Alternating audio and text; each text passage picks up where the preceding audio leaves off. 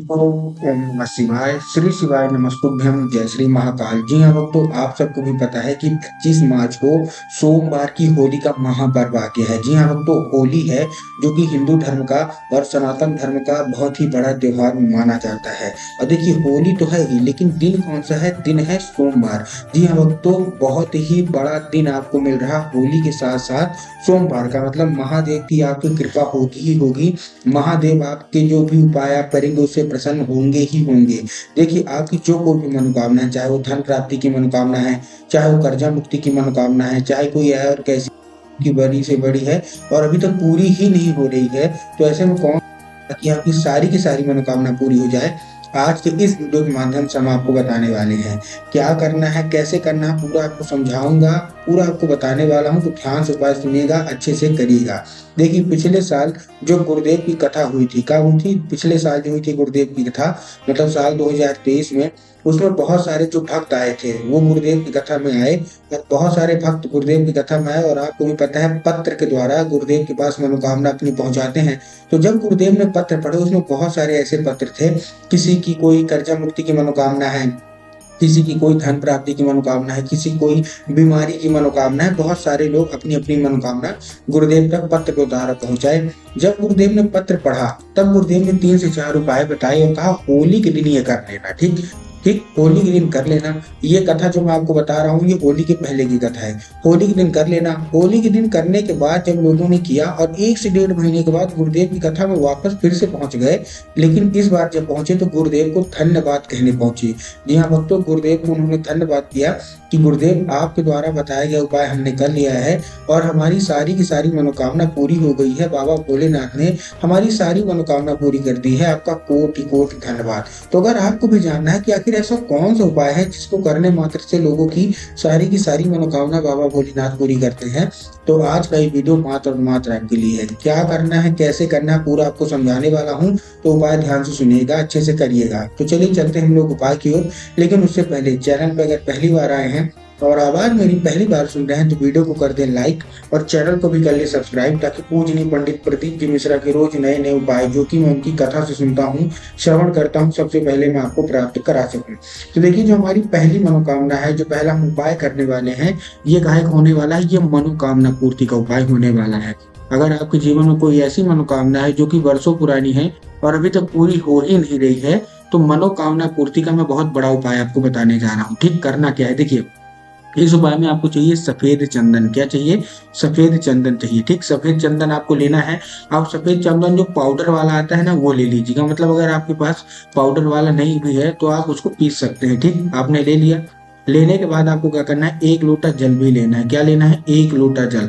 अब जो जल है, सबसे पहले आपको ध्यान रखना है कि जो जल है वो तांबे के लोटे में जल होना चाहिए। किसमें होना चाहिए? तांबे के लोटे में। बहुत सारे लोग गलती क्या करते हैं कि वो जाके स्टील के लोटे में ले लेते हैं, जो कि पूज्य गुरुदेव ने बताया कि बिल्कुल गलत है। आपको तांबे के लोटे से अर्पित करना है। ठीक, तांबे के लोटे में ले लिया। और जो जल है वो आपके घर का भी होना चाहिए, इस चीज का आपको ध्यान रखना है। तो आपने क्या किया? तांबे के लोटे में ले लिया और अपने घर का जल ले लिया। उसमें आपको क्या मिला लेना है? सफेद चंदन आपको मिला लेना है। ठीक, क्या मिला लेना है? सफेद चंदन। ठीक, सफेद चंदन आपने मिला लिया। सफेद चंदन मिलाने के बाद आपको पहुंच जाना है उसको लेके सीधा सीधा। सबसे अच्छी बात इस उपाय की है क्या कि इसको कोई भी कर सकता है। मतलब छोटा से छोटा बच्चा कर सकता है, बड़ा से बड़ा बुजुर्ग कर सकता है, महिलाएं कर सकती हैं, पुरुष कर सकते हैं। ठीक, पहुंच गए।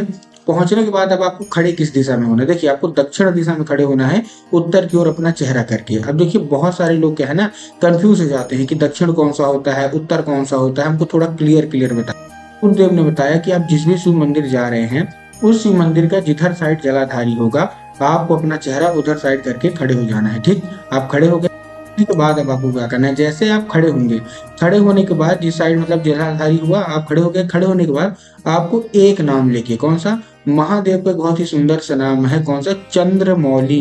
ना क्या है? चंद्रमौली महादेव का नाम लेके आपको जल क्या है? अर्पित कर देना है। और आपकी जो कोई भिक्षा होगी, जो कोई मनोकामना होगी, जो कुछ भी आप बाबा भोलेनाथ से मांगना चाहते हैं, वो सारा का सारा आपको बोल देना है। पूज्य गुरुदेव कहते हैं कि होली के दिन ये उपाय किया गया, आपकी सारी की सारी मनोकामना, वर्षों पुरानी मनोकामना भी पूरी कराता है। लेकिन देखिए, इस बार की होली बहुत ही खास होने वाली है। जैसा कि आपको पता है कि इस बार जो 25 मार्च की होली है, उस दिन कौन सा है? दिन है सोमवार का। मतलब महादेव का ही होली मानी जाएगी। ठीक, पहला उपाय ये है। बहुत सारे लोगों की धन प्राप्ति की भी समस्या थी कि गुरुदेव हमारे जीवन में धन की बहुत कमी है, कृपया करके कोई ऐसा उपाय बताएं ताकि हमारे धन की कमी सारी की सारी दूर हो जाए। तब गुरुदेव ने क्या बताया है, धन प्राप्ति का एक उपाय बताया है, मैं वो आपको बताता हूँ। करना क्या है इस उपाय में, देखिए सिंपल सा है।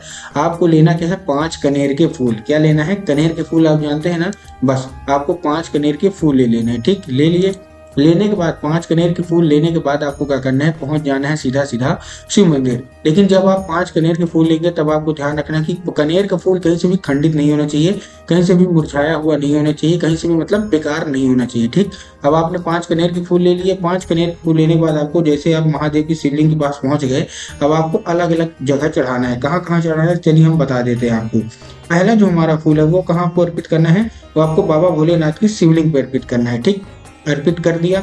अर्पित करने के बाद जो हमारा दूसरा फूल है वो आपको कहाँ अर्पित करना है, माता अशोक सुंदरी की जगह पे। अब देखिए, जिन लोगों को पता है, देखिए शिवलिंग को तो सब अर्पित कर लेंगे, लेकिन जिन लोगों को पता है कि माता अशोक सुंदरी की जगह कहाँ होती है, उन लोगों का तो ठीक।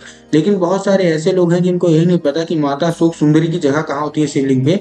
तो मैं आपको बताना चाहूंगा कि जो जलाधारी होती है, जलाधारी के राइट मतलब दाएं भाग में माता अशोक सुंदरी की जगह होती है। तो आपको करना क्या है, आपको दूसरा फूल आपको माता अशोक सुंदरी की जगह पे अर्पित कर देना है। जो हमारा तीसरा फूल है वो आपको कहाँ अर्पित करना है, वो आपको अर्पित करना है बाबा, जो हमारे गणेश है, बाबा भोलेनाथ, उनके जो पुत्र है भगवान गणेश, वहां अर्पित करना है। भगवान गणेश की जगह कहाँ होती है, जलाधारी के जैसे राइट साइड में किसकी जगह होती है, माता अशोक सुंदरी की, वैसे ही जलाधारी के बाएं हाथ में लेफ्ट साइड में किसकी जगह होती है, भगवान गणेश की। तो आपको तीसरा फूल वहां अर्पित कर देना है। उसके बाद जो आपके पास चौथा फूल होगा वो आपको कहाँ अर्पित करना है, वो आपको अर्पित करना है हस्तकमल में, जो माता पार्वती का होता है, ठीक। उसके बाद हमारे पास आखिरी फूल बचता है, वो आपको जलाधारी में अर्पित कर देना। पूज्य गुरुदेव कहते हैं कि जलाधारी में स्वयं माता पार्वती का वास होता है। तो 5 जगह आपको अर्पित करने के बाद आपकी जो भी धन प्राप्ति की मनोकामना होगी सारी की सारी आपको मांग लेनी है, ठीक। ये था हमारा दूसरा उपाय। अब हम आते हैं कर्जा मुक्ति के। बहुत सारे लोगों के जीवन में कर्जा बहुत ज्यादा बढ़ गया है, तो हम कर्जा मुक्ति के उपाय में आते हैं। इस उपाय में आपको करना क्या है, इस उपाय में आपको लेना है कच्चा दूध। क्या लेना है, केवल और केवल कच्चा दूध। कच्चा दूध आपने ले लिया। कच्चा दूध लेने के बाद आपको क्या करना है, आपको सिंपल सा आपको पहुंच जाना है कहाँ, बरगद के पेड़ के नीचे। देखिए शिव मंदिर नहीं आना, आपको बरगद के पेड़ के नीचे पहुंचना है, ठीक। बरगद के पेड़ के नीचे पहुंच गए। अब आपको 3 बार परिक्रमा करनी है बरगद की पेड़ की, ठीक। कितनी बार, 3 बार। तो 3 बार जब आप परिक्रमा करेंगे तो आपके जीवन में जितना भी कर्जा होगा सारा का सारा आपको बोल देना है महादेव से। उसके बाद आपको बटकेश्वर महादेव का नाम लेके, कौन से, महादेव का बहुत ही सुंदर सा नाम है बटकेश्वर महादेव, तो आपको बटकेश्वर महादेव का नाम लेके आपको क्या कर देना है, आपको अर्पित कर देना है कहाँ, बरगद के पेड़ के नीचे। और जितना भी कर्जा होगा, पुराना से पुराना कर्जा होगा, हाथी जैसा कर्जा भी होगा, आपको सारा का सारा महादेव के सामने बोल देना है बटकेश्वर महादेव का नाम लेके। पूज्य गुरुदेव कहते हैं कि होली के दिन किया गया ये उपाय हमेशा अच्छा होता है और 1 से 1.5 महीने के अंदर आपका सारा का सारा कर्जा समाप्त अवश्य रूप से हो ही हो जाएगा।